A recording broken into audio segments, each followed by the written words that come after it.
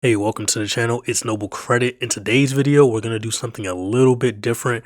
I'm gearing this video towards helping military members navigate the credit card game, whether they want to get one credit card, a few credit cards, or as many credit cards as I have. So this is kind of a quasi training, but civilians can get information out of this as well. However, I will give a disclosure. I am active duty military. I am a chief in the United States Navy. So I've been doing this for a while. So I am equipped to be able to give you this information from my experience. And then I also do a ton of research on all of this stuff. So you're getting information from someone who actually lives this. You can see from the channel, if this is your first time being introduced to the channel, I've been here doing this for years, literally all of this. So welcome to this guide, this military guide to credit cards.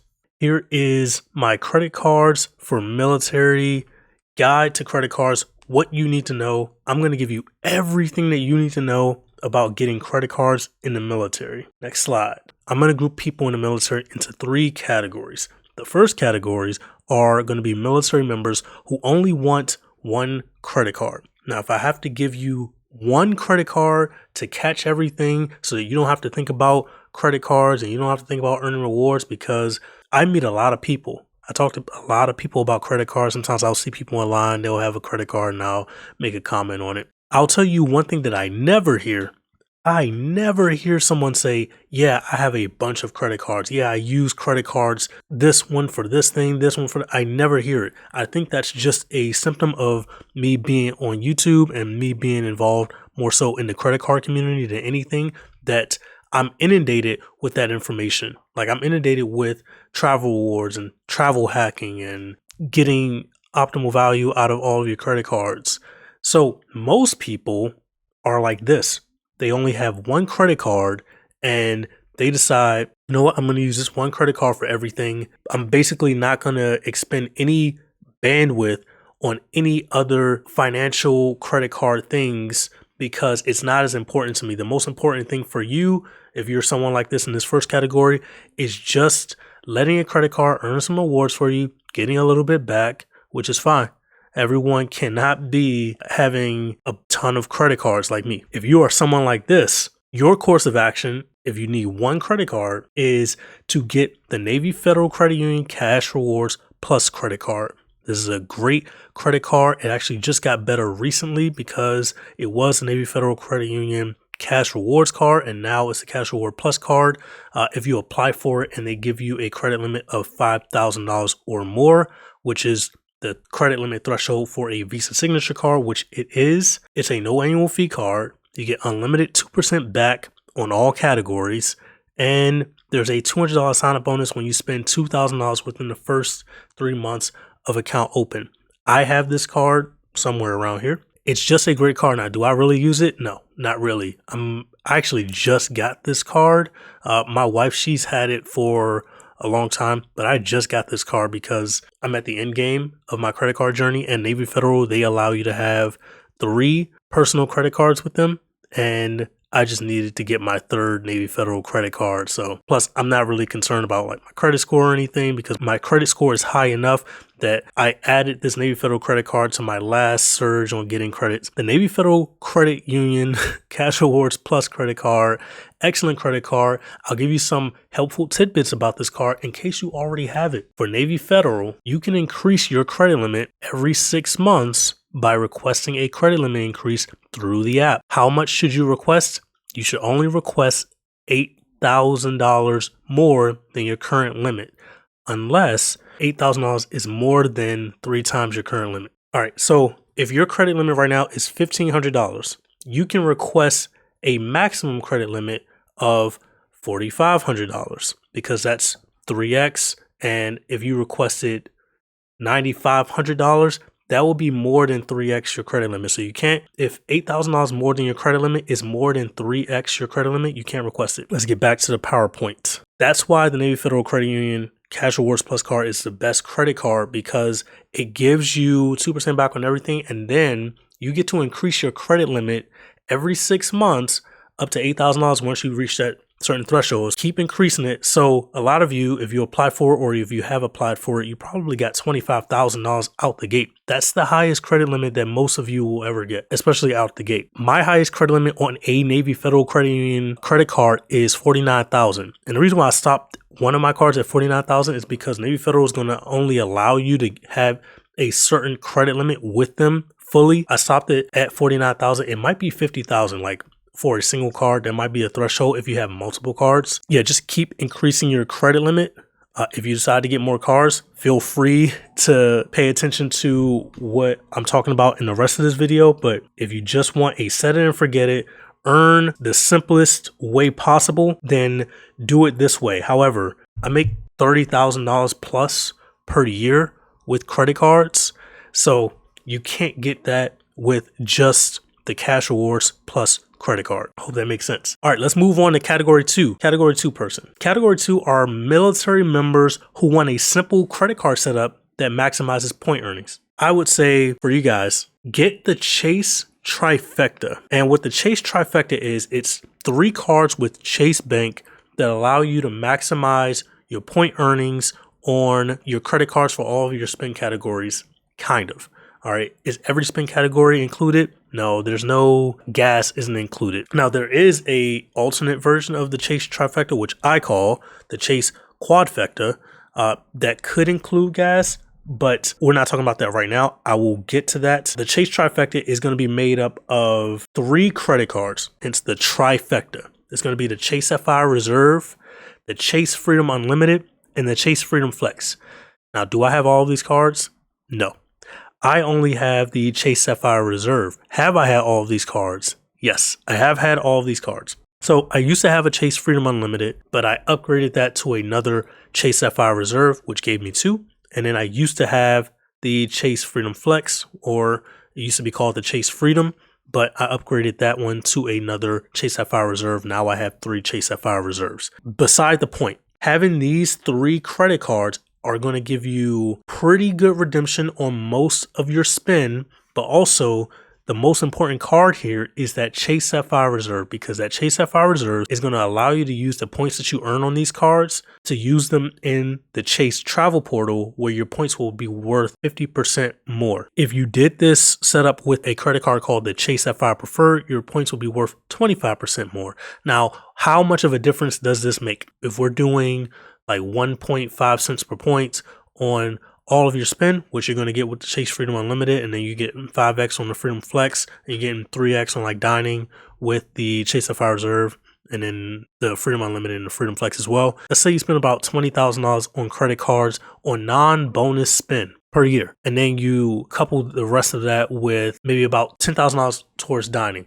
That's 30,000 points that you earn for dining, and then with 1.5% back on everything, for that $20,000 that you spent in a given year, now you're looking at 30,000 points earned on a credit card. Now combine that, you got 60,000 points that you earn. And this is just me off the top of my head giving you, I don't know your entire spend setup. That's 60,000 points when redeemed through the Chase Travel Portal, which is not a hard thing. I hope I'm not making that complicated. It's not hard. It's automatic. When redeemed through the Chase Travel Portal, those 60,000 points is going to be equivalent to $900 in value. This is different than most credit cards, because most credit cards, if they do have a portal that you can use, your points are going to be worth 1 cent per point, which means that 60,000 points is going to be worth $600 because it's 1 cent. And the way you do that calculation is you multiply that 60,000 points times 0.01, because that's 1 cent, 1 over 100, and you get the value that you're usually going to get with other credit cards, which would be $600.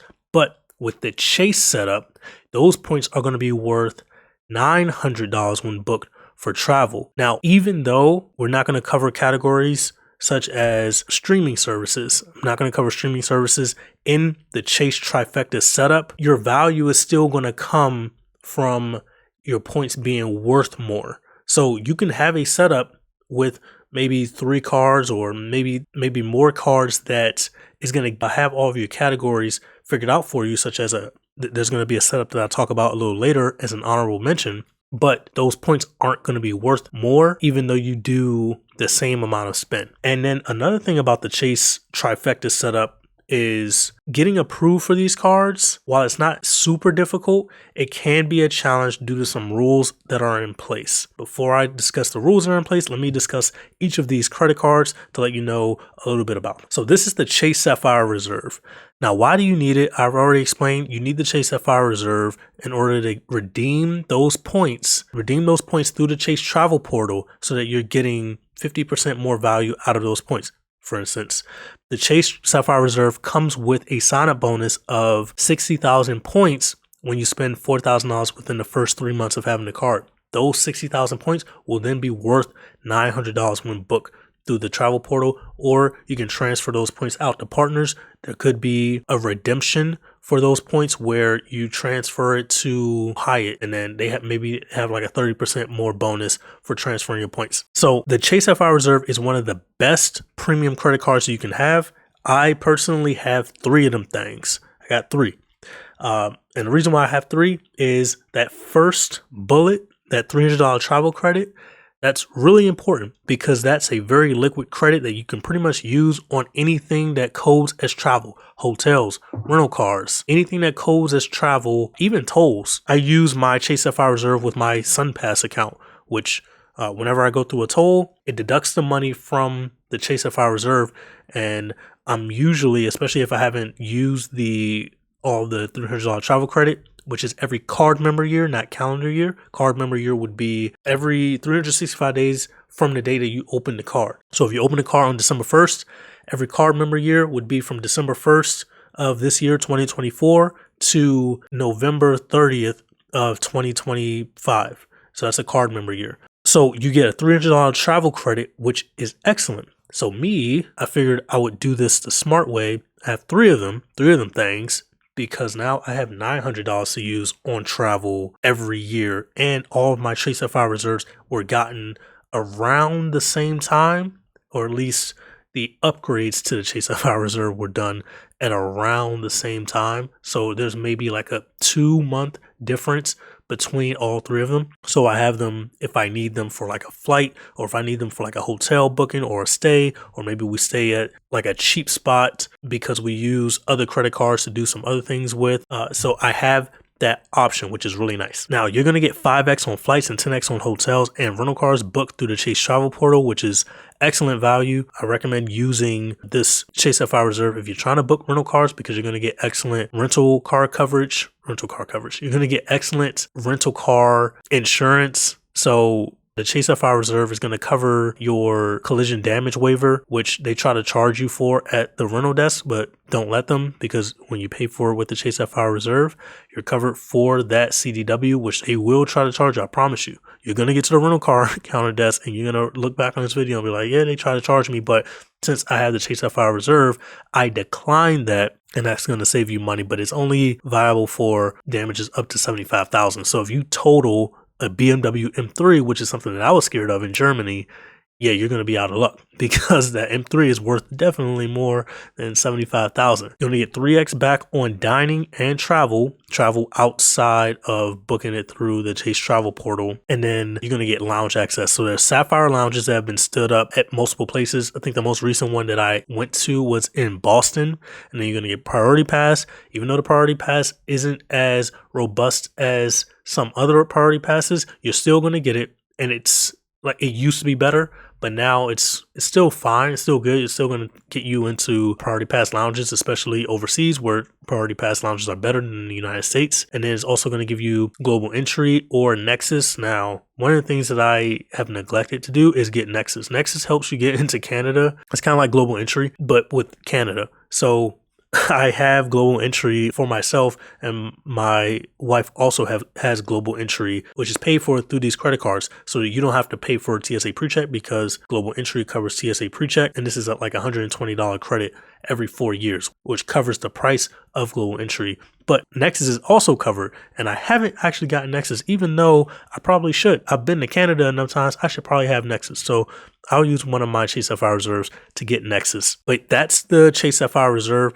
in a nutshell, my experience with the Chase Sapphire Reserve, this is the best credit card that I have. It's my OG. It was the first premium credit card that I ever had after being introduced to the American Express Platinum card. It was the first credit card that I wish I had gotten before I got the American Express Platinum card, and you will hear more about that later on in this video. The next card is that Chase Freedom Unlimited. Why do you need the Chase Freedom Unlimited? Because it's a catch-all credit card. So it's a 1.5% cash back credit card that you can use for non-bonus spend. You're going to be getting 1.5% on everything, which sounds like, that Navy Federal Cash Rewards Plus credit card gave me 2x back, 2% back on all my spend. This is giving me less. Isn't the Navy Federal Credit Union Cash Rewards Plus credit card better? No. The Chase Freedom Unlimited is a better credit card completely, because not only does it give you 1.5% back on everything outside of its bonus categories, it gives you 3x on dining and drugstores. It gives you 5% back on travel purchase through the Chase Travel Portal, even though you won't really need it since you have the Chase Sapphire Reserve. And then you also won't need the dining because it's covered by the Chase Sapphire Reserve. So whichever credit card you want to use to pay for dining is going to be the exact same for all three of these credit cards, actually.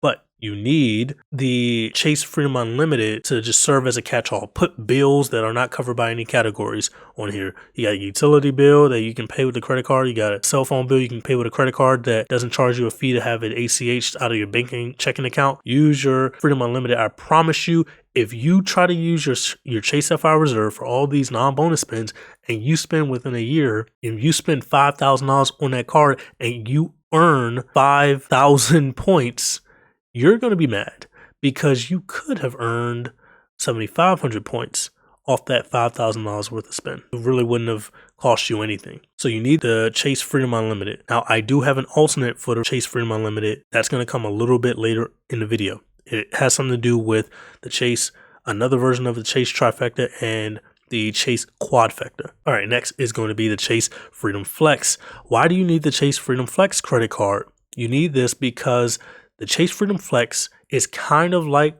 the Freedom Unlimited, but this card comes with rotating categories. So what that means is every quarter they have rotating categories such as Amazon or Home Depot or Lowe's or department stores. If you spend money in these categories at Lowe's or Home Depot or Amazon, you will get 5% back on all of those purchases up to $1,500 per quarter. That's why this credit card is so important, because you can use this for those rotating categories. Or you can plan spend around those rotating categories. So let's say you needed a bunch of lumber and you need to go to Home Depot to get that lumber. Go get it when you know that Chase is holding that 5% category, because they're going to release it. Like, you're going to be aware of which category that you're activating. And then also for the Chase Freedom Unlimited and the Chase Freedom Flex, they both come with 0% intro APR periods for the first 15 months, which makes them pretty good intro APR cards. Now, the reason why I say pretty good and not great is because there are some cards that come with 0% intro APR for 18 months or 21 months. Those are usually cards that are mainly balance transfer cards. I wouldn't really consider these guys balance transfer cards, but they could do a balance transfer. Balance transfer is just when you transfer a balance from one credit card to another. You usually have to pay a small fee. The credit card will offer you this because they make money off of it because of that small fee. Maybe it's 3%, maybe it's 5%. It prevents you from paying interest. That's the Chase Freedom Flex. So that's the Chase Trifecta in a nutshell, and this is what I recommend. And if you're interested in getting that Chase Trifecta, click on the link in the description. It's a link to all the credit cards that I have, my link tree, and then you can apply for your Chase Sapphire Reserve there. Now, I'm pretty helpful when it comes to applying for Chase Sapphire Reserve, so if you have any questions, please go ahead and ask. But because I do have 3 of them things, and my wife also has 1, so I have plenty of experience with the Chase Sapphire Reserve. But here's my honorable mention for the Chase setup. You can have the Chase Trifecta with the Chase Sapphire Reserve, Chase Freedom Unlimited, Freedom Flex, or you can get the Business Unlimited, the Business Inc. Unlimited, which is a business credit card, which don't be scared by the idea of having a business credit card. You can get a business credit card. All right, I have plenty of business credit cards. I have plenty of videos where I show you how to apply for business credit cards. It's not that hard. But The Business Ink Unlimited is going to give you 1.5% back on everything. But the good thing about that is, since most of your money is probably going to be spent on the Business Unlimited, the balances on that card won't report to the credit bureaus, which basically hides whatever money that you spend on there. So even if you were paying interest on that card, which I don't recommend, yeah, small disclaimer, please, I do not want anyone paying interest. If you do decide to pay interest on credit cards, basically having a balance that you cannot afford to pay back immediately, I recommend doing balance transfers. I have videos on balance transfers, so look those up. Noble Credit, balance transfer. With the Business Ink Unlimited, your balance is hidden. So it provides the same function as the Freedom Unlimited, but like you don't have to report that balance to the credit bureau. So let's say you had a $10,000 balance on it that you were planning on paying back, especially over your 0% intro APR period of 15 months, which because you don't have to pay interest until after that 15-month period. If you're like, it's going to lower my credit score because it's going to lower my utilization, then putting it on the Business Ink Unlimited, which they're probably not going to give you a $10,000 credit limit at the start anyway. They're probably going to give you a maximum $6,000, but that's just my experience. That was what they gave me when I first applied for the Business Ink Unlimited card. But if you have a balance on that credit card, it doesn't report to the credit bureaus. So if that's the only credit card that you have money on or that you can't fully pay off, then it looks like you have a 0% utilization, which is really good for you, really good for your credit score. So that's why I recommend the Business Ink Unlimited. I would also throw in, for that modified Chase Trifecta, to do a modified Chase Quadfecta, which would be the Chase Sapphire Reserve, Business Ink Unlimited, or Chase Freedom Unlimited, Freedom Flex, and then the Chase Business Ink Cash. Now, these cards also have pretty good sign-up bonuses as well. And I recommend the Chase Business Ink Cash because that one comes with a category bonus of 2% back on all spend at gas stations. There might be a small cap on that gas station spend, but it's not anything that you will probably hit in a year because gas is a big expense for a lot of us. We're driving. I would do a modified Chase Quadfecta if you want to. And then if you're like, man, I don't want any Chase cards, I already did the first category of the three where I only want one credit card, but you know what? I could do two. It's okay. I could do two. We'll get the Navy Federal More Rewards credit card because this credit card is going to come with basically like 3x back on all the other categories. Basically, this is a great card. I'm pretty sure you get 3x back on dining and pretty much everything else. Look that credit card up. I don't have it, but that credit card is relatively new to Navy Federal, maybe within the past few years, but I remember seeing it. I was like, oh, that's a pretty good credit card for what you're getting. Now, are the points going to be worth as much? No. Are you going to be able to do the cool things that you can do with your Chase Trifecta or Chase Quadfecta or the modified Chase Quadfecta setup? No. But you can pretty much set it and forget it. If you only want to think about two credit cards, this is what I recommend. Navy Federal Cash Awards plus the Navy Federal More Rewards credit card issued by Navy Federal, but American Express's network is the processor, just like Visa. Moving on to category 3. Here's the main part of the video for those of you who have the constitutions to be able to play this credit card game, be able to make a lot of money from credit cards the way that I do and the way that a lot of people on this channel do. This is what I would call military maximizers. So I'll give you a few disclaimers. This method will get you so many travel reward points that you'll be forced to travel the world to use them all. This method requires strategy, thinking, mistakes, patience, and research. Luckily, I've done a lot of the thinking and research for you. So this method is you're going to get as many credit cards as you can that waive the annual fees on all of your credit cards and give you recurring travel rewards. So what does all of this mean? As active duty military service members or reservists who join active duty for the time that you are active duty, you are entitled to an annual fee waiver on certain credit cards issued by certain banks. Here are all of the banks that waive the annual fees on credit cards, personal credit cards for military active duty service members. All American Express personal cards, all Chase personal cards, all U.S. Bank personal cards, all Citi personal cards, Capital One personal cards if you apply before you join the military. That's key. because the Capital One Venture X is not, that $395 annual fee is not waived for you if you get that card after your active duty service date, and then the Bank of America personal cards. Let's talk about these fee waivers. So the Military Lending Act is what the credit card issuers are going to be using to waive the annual fees on these cards for active duty service members. And you're going to see that Military Lending Act, MLA language, in a lot of your credit card applications. Is going to be in fine print. And it's usually going to say something about they cap the interest rates that you can pay to 36%. So a lot of these banks, they interpret the annual fee that's being charged to you as like an extra fee.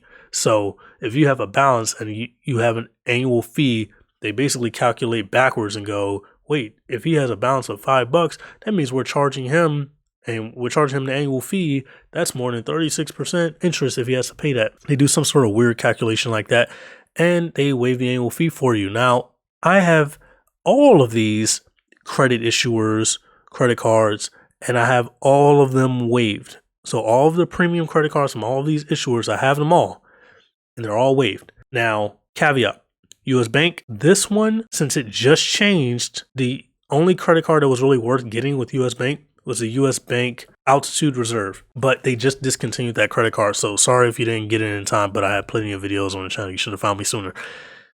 But all American Express personal cards, waived. All Chase personal cards, waived. And these are the most important too because they provide the most value. And then Citi, waived.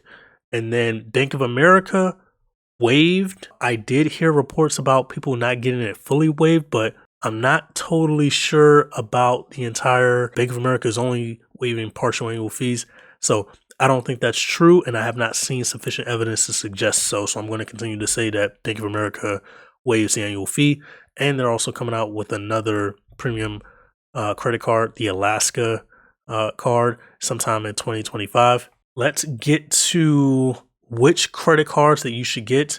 And I'm also going to kind of give you the order in which you should get them because that's really important. I wrote this pretty small, but here is my recommendation and my application order. I'm going to go through each credit card, at least for this time. I wanted to show some historical value in how you go about applying for these credit cards.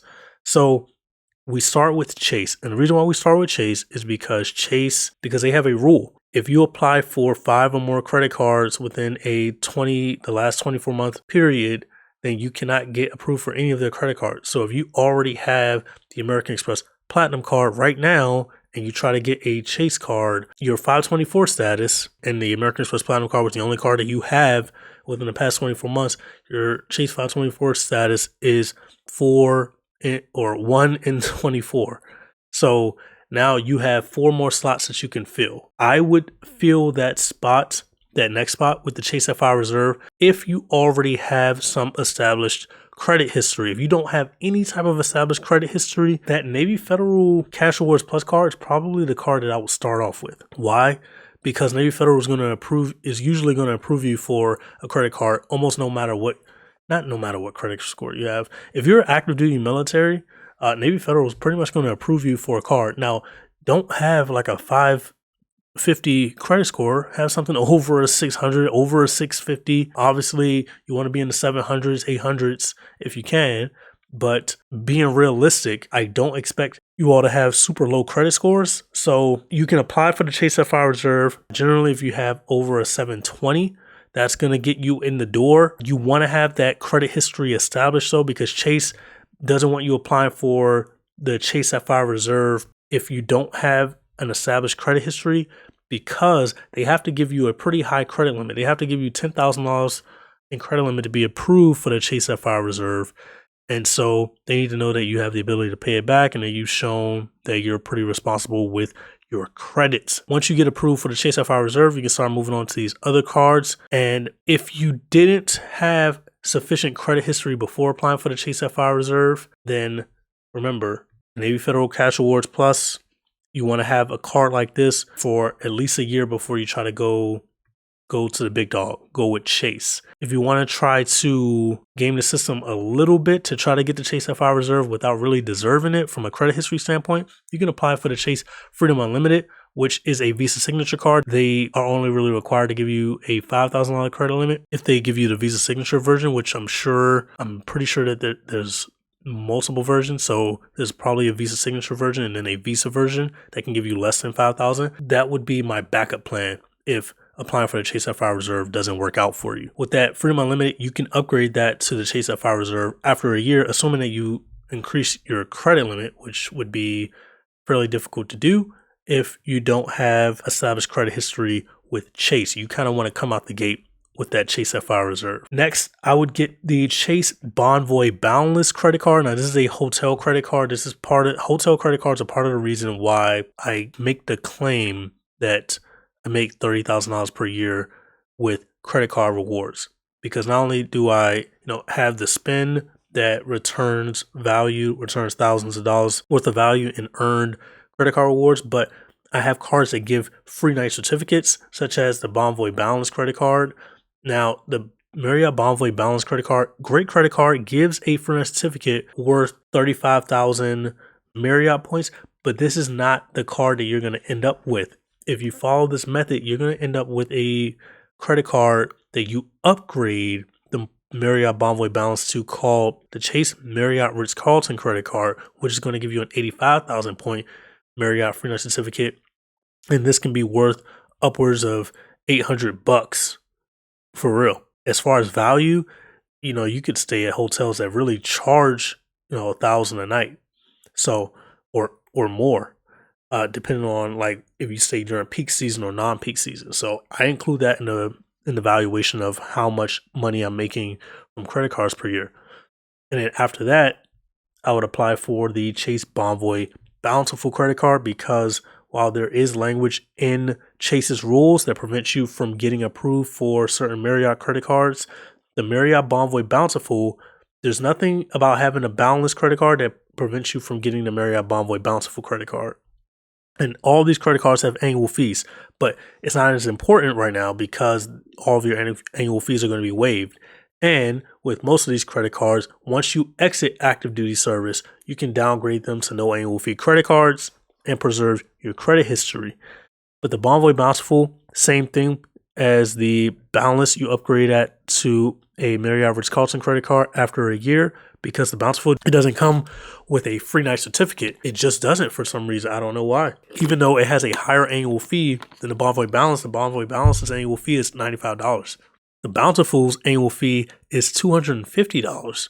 So I have both of these cards currently because I just did my last dash toward getting all my credit cards.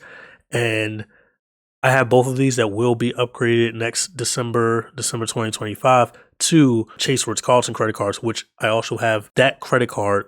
I don't have three of them. I will eventually have 3 Chase Ritz-Carlton credit cards. I only have one right now, but I'm working on getting these guys upgraded because that will give me 85,000 point free night certificates, which I will use to book properties, upwards of $500 to $1,000 per night. That's how big of a deal those free night certificates are. Then I have the Chase IHG Premier credit card. So let's say you start off with some credit history and now you made it to this point where you can apply for the Chase IHG Premier credit card to add another hotel credit card to your collection.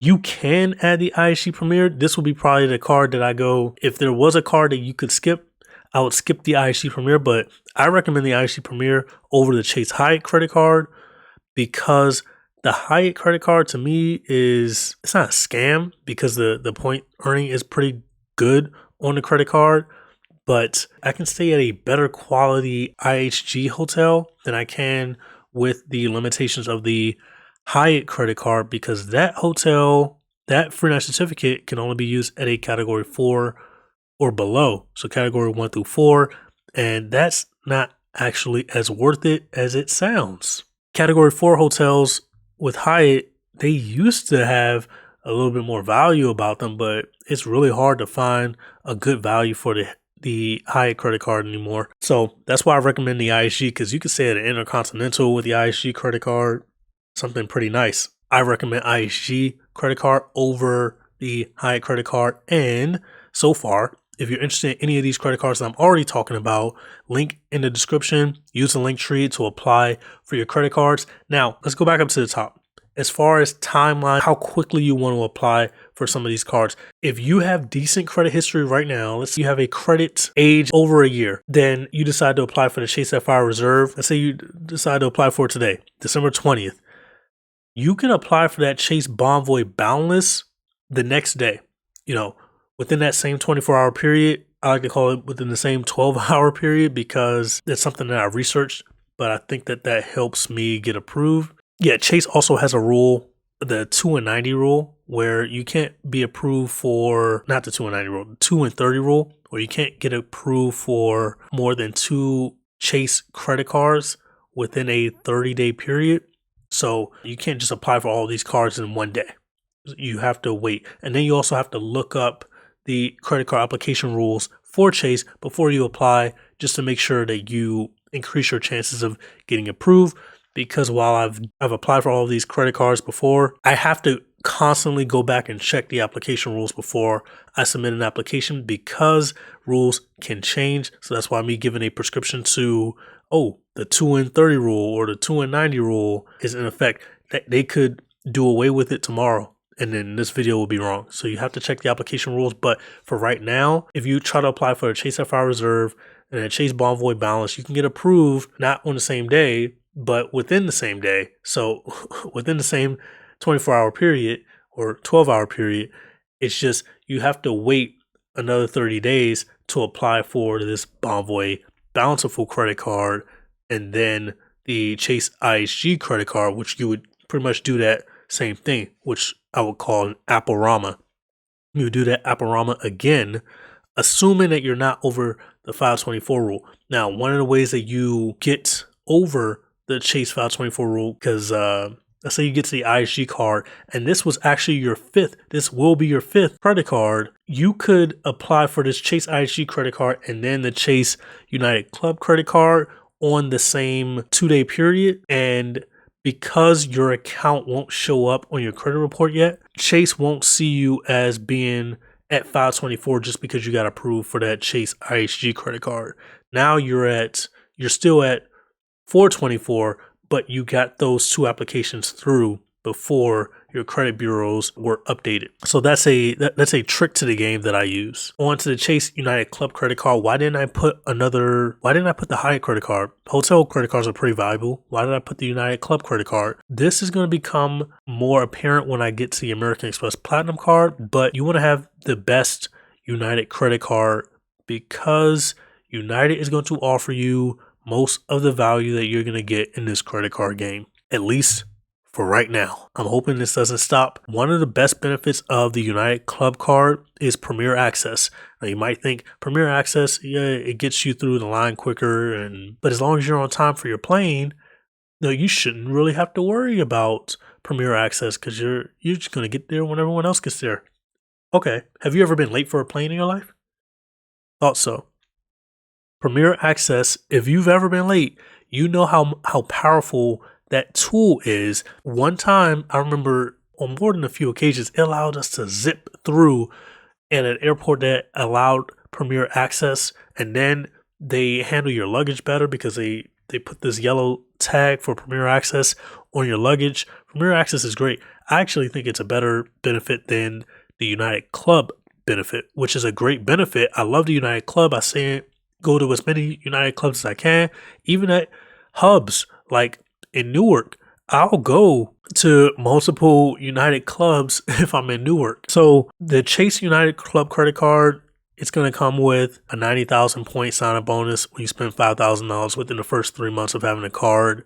Great card. Earn some United points because you might need those eventually. But this credit card is mostly for the benefits, the value that you're going to get from the lounge access. It's just you need it. As great as wholesale credit cards are, you're absolutely going to need that United Club credit card for the purposes that we're going to use it for.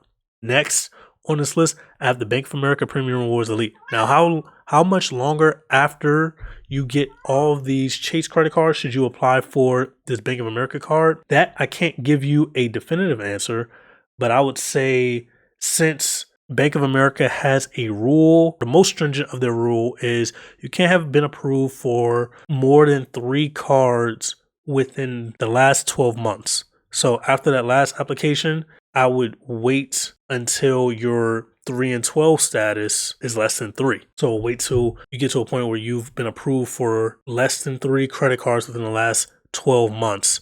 Now, if you have an account with Bank of America, like how I did, like before I got in the military, I had a Bank of America travel rewards credit card. It used to be like the customized cash credit card, but then I probably changed it to the travel credit card. I had that before I was in the military. So that's been a part of my credit history. So I'm probably under a rule that's similar to that 3 and 12 rule, but they increase it to 7 and 12 because I have an account with them. And this can also be alleviated if you have a deposit account with Bank of America, such as a checking account, which I don't like checking accounts with Bank of America because they charge you a fee. I don't know if that actually is different if you're active duty military. I have a Chase business checking account and they waive the annual fee for me on that business checking account because of my active duty military status. I don't know if Bank of America does that, but if you do still have your Bank of America account, then you will be under the 7 and 12 rule, not the 3 and 12 rule. Let a few months pass, but after you get all your Chase cards, get the Bank of America Premium Rewards Elite credit card, which is a $550 annual fee card that gets waived for you. I promise you they will waive it for you. And how do they waive it? Basically, when you submit the application, they check a database, a military DOD database, but they do this for everyone, so it's not special. And you're going to show up as being active duty military. You won't know. This is on the back end. And that's how they waive your annual fee. And make sure you put some spin on the card because that might be one of the ways that they don't give you that fee waiver if you don't put any spin on the card within like the first 30 days when they decide to charge you the annual fee. There's a pretty high sign-up bonus for it. You got to spend $5,000 within the first 3 months. You have a lot of spin to do to get your sign-up bonus for the Bank of America Premium Rewards Elite. So I recommend that you obviously do that spin so that they do the proper calculation and give you your fee waiver. That won't be the last time you get that card. But now we're going to move on to American Express. We finally made it. Now you're thinking, oh, first card with American Express is going to be American Express Platinum card. No. First card with American Express is going to be the American Express Hilton Aspire credit card. Now, why? Why would I do this? Because it has something to do with getting as many cards in a short amount of time as you can. If you get the American Express Platinum card first, it might lessen the likelihood that you can get approved for the Hilton Aspire and the Marriott Bonvoy Brilliant next, because so many inquiries in such a short period of time, even American Express can say, hey, we're not going to approve you for that. So the American Express Platinum card actually has less rules than the credit cards. So you can have a maximum of 5 credit cards with American Express, but they give you 10 charge cards with American Express that you can have. And the American Express Platinum card is a charge card. The American Express Hilton Aspire credit card is a credit card with American Express. I recommend getting the American Express Hilton Aspire credit card first because there are less rules, or there are more rules on getting approved for it than the American Express Platinum card. And then apply for the Marriott Bonvoy Brilliant credit card next. Now, the application rule that's going to allow you to get these cards in pretty close proximity is going to be, there might be like a 2 and 90 rule for credit card applications. This is good because it's credit card applications, credit card, not charge card. So because it's not charge card applications, you can go ahead and apply for your American Express Platinum card after getting approved for these cards. Isn't that great? The American Express Hilton Aspire credit card, what this is going to allow you to do is it's going to give you a free night certificate off the jump. Within the first 8 weeks of getting your credit card, you're going to get a free night certificate. That's great because you usually only get your free night certificates after your credit card's anniversary. The best hotel credit card on the market next to the Chase Ritz-Carlton credit card, which you will upgrade Marriott Bonvoy credit cards too, you will be able to get so much value out of the Hilton Aspire credit card. That contributes to a large portion of the amount of money that you can make off of credit cards residually. So when I was talking about the Marriott Bonvoy credit cards, and I mentioned, 85,000 point free night certificates. Well, they don't have that with the American Express Hilton Aspire. They don't cap you at a certain point value. They do cap you at standard night redemptions, but I'm not going to confuse you right now. I'm just going to say, you can stay at any property that you want. You can pretty much stay at any property. I've stayed at some of the best hotels on the planet using the Hilton Aspire credit card. You can really stay anywhere you want. Now, there's going to be some properties that don't allow you to stay there during certain times. Like, for instance, it's a Waldorf Astoria Pedregal in Cabo San Lucas, or Los Cabos. And they won't allow you to stay there maybe like a handful of days in a year. They're really picky, and they change their dates a lot. So you got to get lucky to get the redemption. But the Hilton Aspire credit card also comes with a $200 or $400 Hilton Resort credit, which you can use from January to June, $200, and then from July to December, $200. So that's $400 a year. And it also comes with a $200 travel incidental fee credit, which basically you get $50 per quarter. So every quarter I use all of my Hilton Aspire credit cards, and we load all of them into my United Travel Wallet. I have videos on this, and that puts that liquid money into money that I can use on flights with United. That's key. That's super key. Now, next credit card is that American Express Bonvoy Brilliant. Remember, I said apply for these in close proximity to one another within that 90-day time frame, because you got to get these cards pretty quickly. You got to optimize and strategize to get these cards. You got to optimize and strategize to maximize. Getting more credits, I ain't satisfied. All right, done rhyming. But that Bonvoy Brilliant credit card is one of the best hotel credit cards as well. It gives you an 85,000 point free night certificate just by having a card. It's a $650 annual fee that gets waived for you, of course. But instead of that travel incidental credit, it comes with a dining credit of $300 per year, but it's split into $25 per month, which is a little bit more coupon-y, but it's pretty good. All right, pretty good. So the Bonvoy Brilliant is a great credit card. And unlike the Hilton Aspire credit card, they don't give you that free night certificate upon account open. They give it to you every anniversary, like pretty much every other credit card does. But good sign-up bonus for this card. Now, check the language on the Marriott Bonvoy Brilliant to see if you can get the bonus up on it after getting the bonus on the Bonvoy Bountiful. Chase Marriott cards and these American Express Marriott cards, they don't really work well together with getting sign-up bonuses. So I wasn't allowed to get the sign-up bonus from the Marriott Bonvoy Bountiful because I have the Marriott Bonvoy Brilliant. So I was allowed to get the card, just wasn't allowed to get the sign-up bonus for it. And then vice versa, I don't know. I don't know if you can get the Marriott Bonvoy Brilliant sign-up bonus if you've had the Marriott Bonvoy Bountiful. I assume you should be able to, because Chase appears to be more strict with how they approve you for credit cards than American Express. So you're probably able to, but I would just double check. You got to do your research on that one. Next credit card, the American Express Platinum card, one of the cards you've probably been waiting for. The American Express Platinum card really needs no introduction, but basically this card gives you thousands of dollars a year. You get to stay at Centurion Lounges when you go to the airport. You get global entry, TSA pre-check. You have to sign up for it though. You got to pay for it. A lot of times people don't really want to do the whole interview process that comes with getting global entry. Do the interview. All right. Do the interview. All right. Because having global entry, just because you're in the military, yes, you do have TSA pre-check when you're traveling, but it's different when you have global entry, because when you enter and exit the country, it's just better.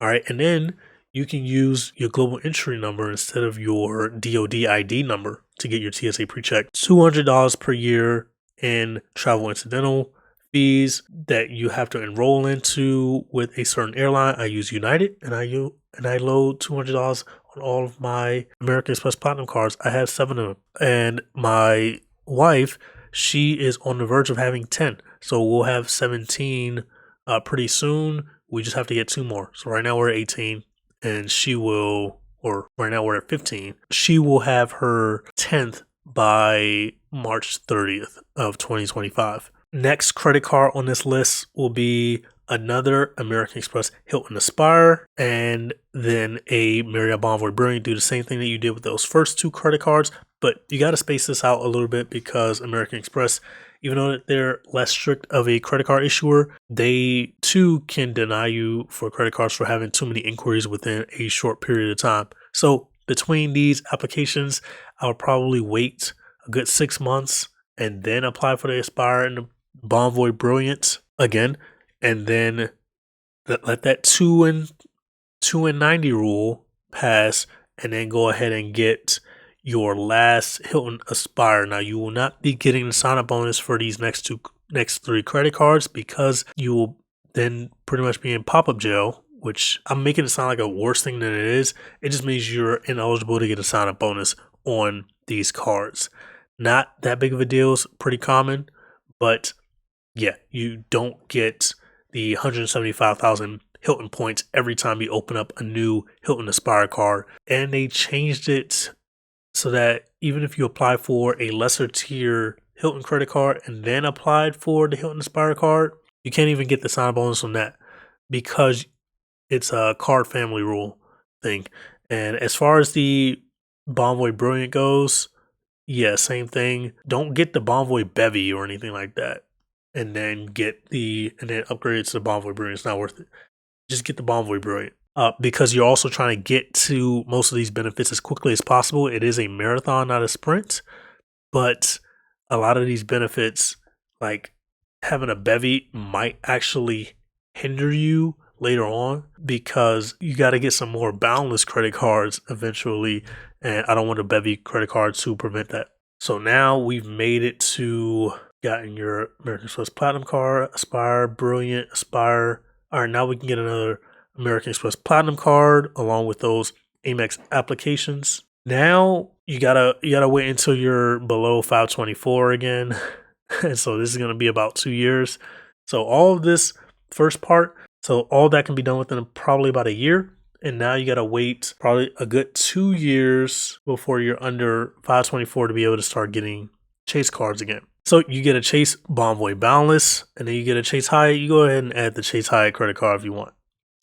But you will be upgrading that Bonvoy Boundless. By this time, you will have your Ritz-Carlton credit cards already, and you get a Chase Hyatt credit card to add another hotel credit card. And remember, we're stacking hotel free nights because this gives us literally thousands of dollars, except for the Hyatt credit card, which is not worth $1,000, but it's okay because you won't even be allowed to get like the lower versions of like the Chase Marriott credit cards, like the Bonvoy Bold or the Bonvoy Bountiful. Actually, you might be able to get a Bonvoy Bountiful, but if you wanted to diversify your credit card portfolio, go ahead and get the Hyatt credit card. This is your choice. This is choose your own adventure. At this point, there's no real need to get any other Chase credit cards unless you wanted to add like the Freedom Unlimited to get another Chase Sapphire Reserve, because you can't apply for another Chase Sapphire Reserve. You have to get a card that you can upgrade to a Chase Sapphire Preferred, or Chase Sapphire Reserve, so they have to be within that Sapphire family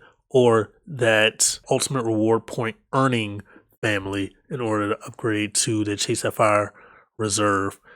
But you can't apply for the Chase Sapphire Preferred and then upgrade it. You would have to apply for the Chase Freedom Unlimited, Freedom Flex, and then upgrade those to a Preferred or a Reserve, because you cannot be approved for a Sapphire product if you already have one open. You can, however, product change to a Sapphire product. And we're pretty much done with Chase at this point. And remember, we're like 3 years in right now. Go ahead and get the Bank of America Premium Rewards Elite credit card again. And this credit card comes with I forgot to mention, this credit card comes with a $300 travel credit. I just recently used the one that my wife just got approved for at United Travel Bank. Go ahead and get the Citi Advantage Executive World Elite MasterCard. The reason why you want this card is because it's going to give you Admirals Club access, but then there are also some rental car benefits. So like $120 off of prepaid bookings with Avis and Hertz. So Admirals Club access in the airport, and then the rental car benefits.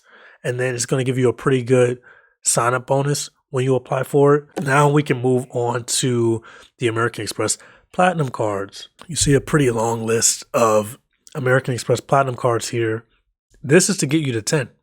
We got you your 5 American Express credit cards, which let me move over to the next slide because we have rules. For American Express, we have a 5 credit card rule, and then we have a 10 charge card rule with American Express. And then these other rules are already mentioned. And the reason why I don't mention any city rules is because we don't get enough city credit cards in this setup for me to even really mention it. We get the City A Advantage Executive Worldly MasterCard, but while City is relatively strict, you don't really need to get this credit card. You need to get the American Express Platinum card though, so I didn't even put any city rules here. My city credit cards have pretty good credit limits on them. Like the City A Advantage Executive Worldly MasterCard has easily over 20,000, maybe 26,000 credit limit on it, which is pretty good. Now, as far as rules go, for each issuer, remember, I talked about the Chase 524 rule, Chase 524 rule, talked about the American Express 290 rule, talked about the Chase 2 and 30 rule, which I may as well just go ahead and add that. The Bank of America 3 and 12 or the 7 and 12 rule. Remember, the 7 and 12 rule applies if you have a deposit account and or if you already have credit cards with Bank of America. So timeline, how long will it take to stop getting credit cards? So this entire process is probably going to take you around 5-6 years because that's how long it took me. And I did everything pretty optimally. I made some mistakes, but I didn't make any I didn't make too many grave mistakes. Like one of the biggest mistakes that I made is not getting the sign-up bonus on the IHG credit card because I didn't do enough spend. Not on purpose. It was an accident. I thought that the sign-up bonus was $2,000, but it was actually $3,000 because they changed the promotion after I applied, and I was going into it thinking that I had done enough spend and I was just waiting for the points to come in. But then I secured message Chase and was like, where's my money? Or where are my points? And they were like, yeah, you didn't spend $3,000. What do you mean I didn't spend $3,000? It was $2,000. No, it's $3,000. So that's like one of the mistakes that I made, and that cost me a lot of points that I would have to this day, probably, or at least I would have some remnants of those points to this day, but I don't. So this will take you approximately like 5 to 6 years to do. And during that time, like I'll talk about this a little later, but as far as buying like houses and, switching duty stations and stuff, you'll still be able to do that. Just don't carry balances on those cards that you open 12 months before applying for a mortgage, because they'll tell you all day, hey, don't apply for any credit cards before you get a mortgage. Is it really that bad? No. The reason why it's that bad is because people like loan officers are going to expect you to have a bunch of debt on credit cards if you have them open. And once they check that you don't have actually any debt, because it's not going to affect your debt to income ratio, which is going to be 0, or your balance is going to be 0, so it won't affect your debt to income ratio. It really doesn't have any effect at all on a mortgage. It just affects your credit score because your credit score will be a little lower, maybe. But the effect of a hard inquiry, open up a new account, dissipates after a short while. So what is your secret weapon in all of this? Your secret weapon, there is a cheat code, and it's called a player 2. So while you're doing all of this, you can have your player 2 doing all of this as well. Now, why is a player 2 a cheat code? You are benefiting from all of this money that you're making, all of these experiences, all of these free nights that you're making off of residual credit card benefits. Imagine if there was 2 of you doing it. And this is where player 2s come in, spouses come in, because they get their annual fees on these cards waived as well. So spouses get their annual fees waived. My wife has her annual fees waived on Bank of America credit cards, on Chase credit cards, on American Express credit cards.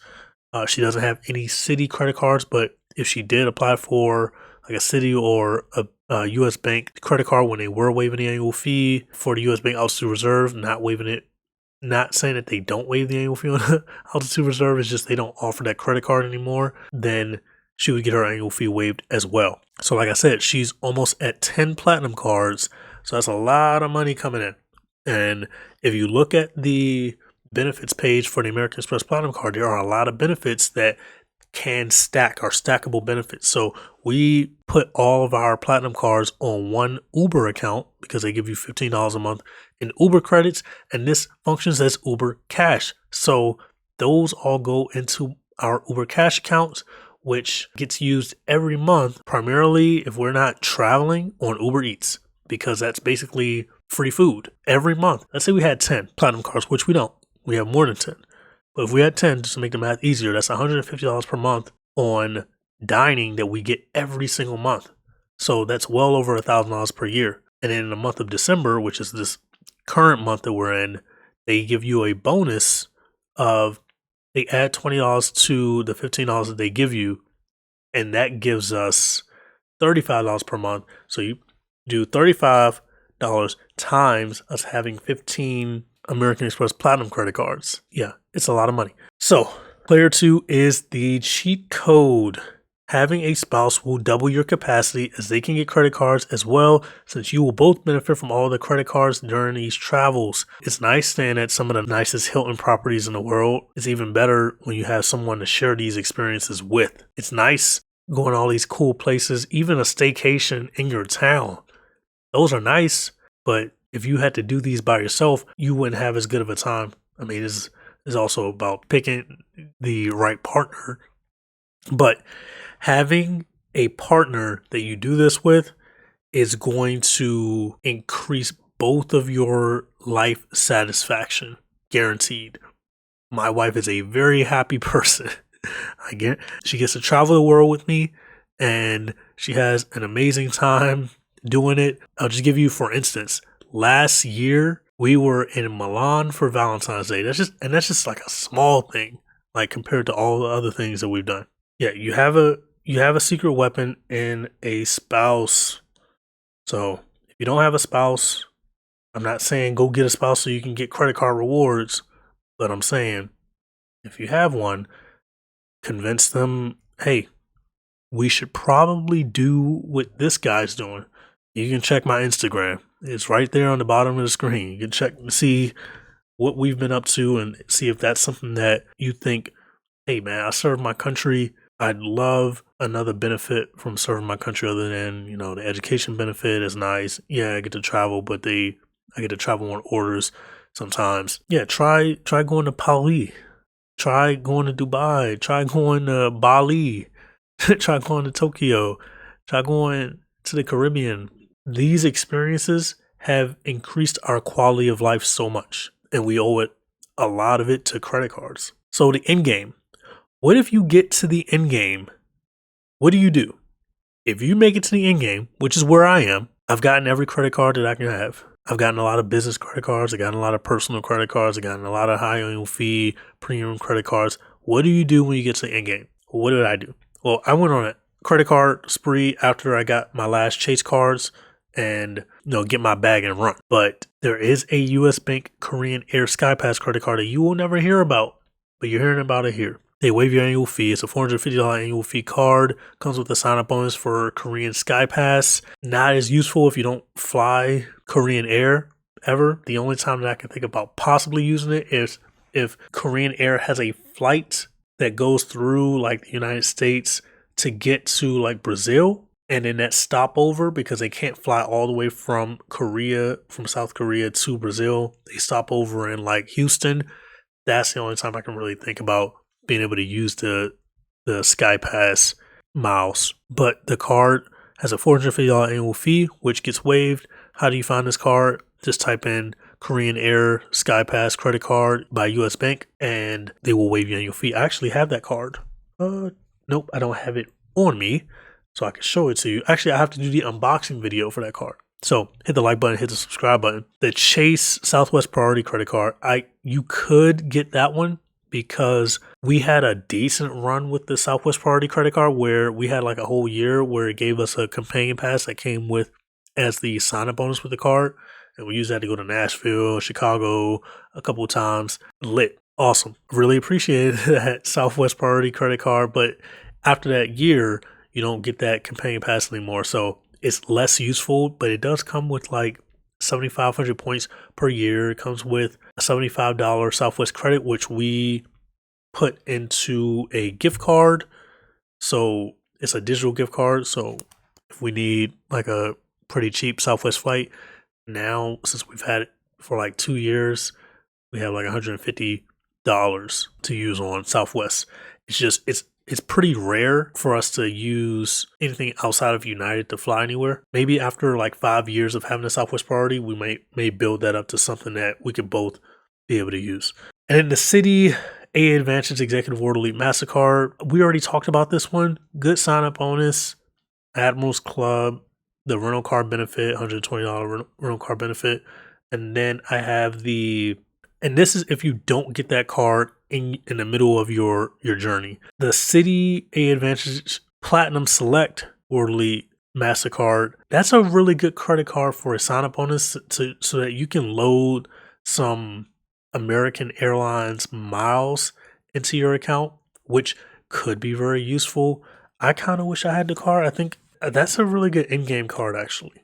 Obviously, more chase cards will be great in-game cards for you. I said earlier that this should take you about 5 to 6 years to complete this credit card setup. So this is worth it if you plan to do at least 20 years in the military, and if you begin before your 12-year mark in the military. Can it be worth it if you begin this after your 12-year mark? Sure, you can get done by your 16, 17 year, but then you will only really have 3 years left of really reaping the benefits of all of these credit cards, which is fine unless you decide to do more than 20 years, which then you'll reap the benefits a little bit longer. But I'm assuming that people want to do 20 and get out. A lot of people don't do that. They do 20 and maybe do like 23 or 22 or 24, or they go to 30.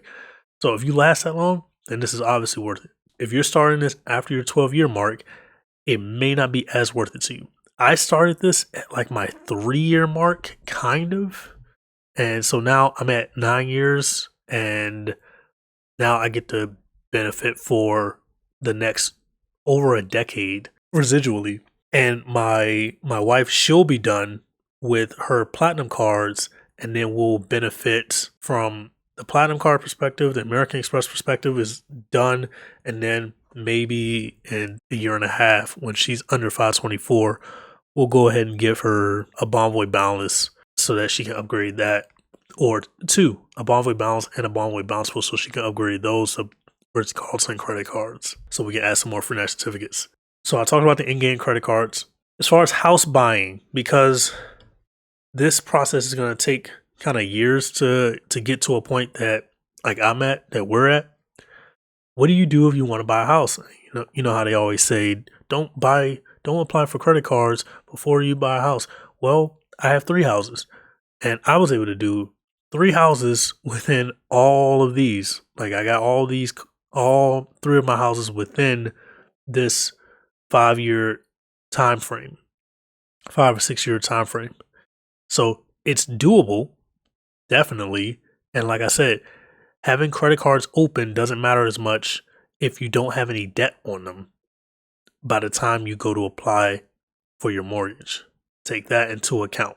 Also be cognizant of the time that it takes to get your credit score in order. You don't necessarily want to apply for the mortgage after you just did the Apple Rama. Like you don't want to apply for the mortgage a few days later. It's like, it's going to look weird. You want to have as high a credit score as you can. Now, there is a point of diminishing returns. Anything over a 750, over a 740, you're not going to get as much benefit like after that credit score as going from a 720 to a 740. You're pretty much going to get the same interest rate. So that's the most important thing. Make sure you get the best interest rate, which for guys in the military, gals in the military, your VA loan is usually going to give you a better interest rate than those that are not using the VA loan, not in the military. And then remember, when it comes to like furnishing your house, maybe use a sign-up bonus to help furnish your house, and take that VA funding fee when it comes down to paying your closing costs, lump it into your loan so you don't have any closing costs, and maybe purchase new construction so you don't have any down payment. You don't have any down payment with the VA loan anyway. Just lump the funding fee into your loan. So now you don't have to pay closing costs. You pay more money over the life of the loan at the end of the day, but I think getting into the property is more important than you don't want to use all of your cash on hand to put into the property. You still need some money to furnish the place, to put couches in, to put to buy your snowboard. You got snowboards up here. You still need cash on hand. And I'm not a fan of putting it all into the house when I pretty much gotta have this house for 30 years. There's gonna be some things I'm gonna be able to do with it in that time frame, but I need my cash reserves on hand more than I need to save a little money on my monthly mortgage. All right, should you tell your coworkers about this? Not really. You're better off referring them to a video like this because you're such a small portion of the military that it's going to be weird for you to even talk about this. Most people, they don't want a lot of credit cards. Most military members will only have an American Express Platinum card. They will only have a Platinum card if they're interested in any travel. And I've never convinced someone in person to get multiple credit cards. Maybe one or two people, but I've never convinced anyone in person. People are pretty staunch about their stance on credit cards. They either have one or none at all, or they have one travel credit card, which is the American Express Platinum card. I'm really rarely ever seen any in between. Most people are like that. So it's not worth it to tell your coworkers, hey, you're military, I'm military. You could be making $30,000 a year, you and your spouse, playing this credit card game. Now, don't even worry about trying to explain it to them. Maybe send them a video if the topic comes up. All right, so how much money could you realistically make off of credit cards? And it depends. It depends on if you do everything correctly. If you do everything correctly, if you have a spouse, you guys are making a decent amount of money. We're just going to do the math in my head. Just with American Express, I put 3 Hilton Aspires on there. We'll call that at least $1,000 each per year because that's what it is. A free night certificate is $1,000. Or, excuse me, a free night certificate can be used at a property that's worth $1,000 per night. And then I have 3 of those, so $3,000. And I've seen in properties where it was worth $1,500, so I'm even lowballing it. Then you got the $200 Hilton Resort credit, or the $400 Hilton Resort credit, and the $200 travel incidental fee credit. So that's $600 right there. So 600 times 3 would be $1,800. For math purposes, can we just call that $2,000? Because I did lowball the free night certificate. So now we're at $5,000 per year, and that's just one credit card. One. Now let's talk about the Bonvoy Brilliant. The Bonvoy Brilliant is going to be worth we'll call it out 1,000 too. Since the 85,000 point free night certificate is probably going to get you into a property that you could realistically be paying about $800 for. Let's call it 1,000. So that's 6,000. And then you got 2, 7,000. And then you got the $300 dining credit. That's 600 because I put 2 in your hand. So right now we're at 7,200. And that's just 5 credit cards with American Express. Now let's move on to all the American Express Platinum cards because we got 7,000 with American Express credit cards. As far as the benefits that come with the Platinum card, you got the $15 per month Uber credit with an extra $25 at the end of the year in December. So that's $150. I think it's a $200 credit then. If I'm butchering the math on that, forgive me. So it's $200 per year on one, right? And then you got a $200 travel incidental fee credit, $400. And then you got the global entry every 4 years. That's $120, but we can kind of skip that. You got a $200 FHR credit, Define Hotels and Resorts. So that's $600. And then you got the Walmart Plus credit, which is $155 per year. So that's $755. And then you have the Saks credit, which is $100 per year, $855. And then there's probably another benefit that's worth probably about $100. So let's call it 1,000. Out of the benefits that I just named, that's 1,000 times 10. That's 10,000 plus 7,000 with just American Express. That's 17,000. And that's just me off the top of my head. That's not me going and getting the points that you're going to earn from all your spend with the Chase Sapphire Reserve, because you should really be only earning your points through Chase, not through all these others. And that doesn't even include the sign-up bonuses. So that's 17,000. That's with just one card issuer. Let's go to Chase, because I put a Bonvoy Balance, a Bonvoy Bountiful, then another Bonvoy Balance, another Bonvoy Bountiful in there. So that's 4. And those are basically $1,000 per night credit cards. They give you about $1,000 per night after you upgrade them to Chase Ritz-Carlton credit cards. So that's another 4,000. So right now we're at 17,000. Now just with the hotel credit cards, we're at $4,000 total per year. And we got the Chase Sapphire Reserve. Oh, and I forgot, with the Chase Ritz-Carlton credit card, you get a $300 travel incidental credit, which you can use on United Travel Bank to load it into your United Travel wallet. So it's $300 times 4. That's $1,200. Now we're at $5,200. Chase Sapphire Reserve, $300 travel credit. Now we're at $5,500. That's just Chase.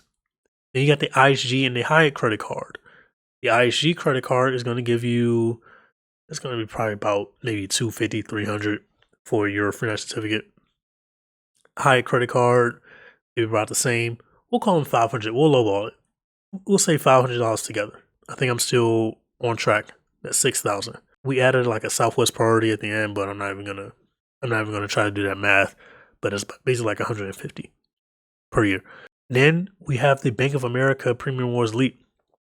That's $300 for the travel incidental credit every year, and then $150 for the lifestyle credit every year. That's $450 times 2, because I put 2. That's $900. And then the points that you earn from the sign-up bonus can be used at 50. They're worth 50% more when you book through the Bank of America travel portal as well. See, all this math is just adding up. We know for a fact that we are over $15,000 worth of value, and we haven't even gotten through all of the cards. We mentioned all the American Express cards, yes. We mentioned all the Chase cards, but we didn't mention all the Bank of America cards. And then that's just one person. What can 2 people do? Just double. Just double. All right. So that's how I get to the figure of how much can you earn? Well, you can earn $30,000 plus per year. So these benefits can be worth $15,000 per year. And I wasn't even being special with like redeeming for in like some funny way, or talking about, oh, how I use these credit cards to earn these types of points. Nope, I was just talking about the benefits that you earn basically passively through the card. So that's how I get to that number. Last but not least, my credit cards. So I have a list of the credit cards that I have. They're in the link tree, which also has the referral links for all of these cards. If you're interested in getting any of these cards, platinum cards, gold cards, well, we don't have any gold cards on here, but you can increase the time frame of getting all of your platinum cards instead of getting 4 in a year, which is kind of the time frame that you have to get platinum cards. I forgot to mention that. You can increase that by getting more than 4 in a year, basically getting a platinum card and a gold card and a green card kind of at the same time, and then let those cards age and then upgrade those green and gold cards to platinum cards after a year, so you don't have to take 2 years to get the platinum cards. But I do have referral links in the description box below at the link tree that lists all the credit cards that I have, and it shows you what you're capable of, and it also gives you good sign-up bonuses for all the cards that you could eventually have. All right, and Jason asks, what's the exit strategy for retirement separation? So for retirement, obviously you want to start relatively early in your career. Hopefully I don't get you before your or after your 12-year mark, but if I do, you could still do this before retirement, depending on if you retire at 20 years or 28 years or 30 years. You'll have plenty of time to benefit from all of the setup, because it's going to take you about 5 to 6 years to get the setup. If you decide to separate from active duty, and let's say you separate before your 10-year mark, downgrade all of these credit cards. Let me show you Let me show you something. Pretty much all the cards on this list from all these from the Chase Sapphire Reserve, you can downgrade these to no annual fee credit cards. The Bonvoy Boundless, Bonvoy Bountiful, you can downgrade these to Chase Marriott Bonvoy Bold credit cards, no annual fee. The IHG Premier, you can downgrade to an IHG. There's a Traveler credit card, there's no annual fee. The United Club credit card, you can downgrade that to the Chase United, I think that's called the Traveler as well. And the Bank of America Premium Rewards Elite, you can downgrade that to any of the no annual fee Bank of America cards. The Hilton Aspire card, you can downgrade that to, it's just called the Hilton card. The American Express Bonvoy Brilliant. Now you could downgrade this to the Marriott Bonvoy. It was basically the $95 annual fee variation of the Bonvoy Brilliant that should still be allowed to be product changed to. But I don't believe American Express has a no annual fee version. I think they used to. It could be something that you could downgrade to, but you might have one or two of these cards in the stack that you can't downgrade to a no annual fee version, and you just have to get rid of it. Or you decide to keep it. Keep the credit history alive. The American Express Platinum card, I'm hoping by the time I get to retirement that they have a no annual fee charge card, but the lowest annual fee for American Express charge cards is going to be your Amex Green credit card, which used to have a $95 annual fee. I think it's $150 now, or you can just cancel all your platinum cards, which by the time you make it to retirement, at least, your credit score is going to be so high that canceling all your platinum cards really isn't going to be that bad, because you're not even going to be taking a dip in your credit limit, your overall credit limit, because there's no overall credit limit reported with the American Express Platinum card. So, and then Hilton Aspire, Bonvoy Brilliant again.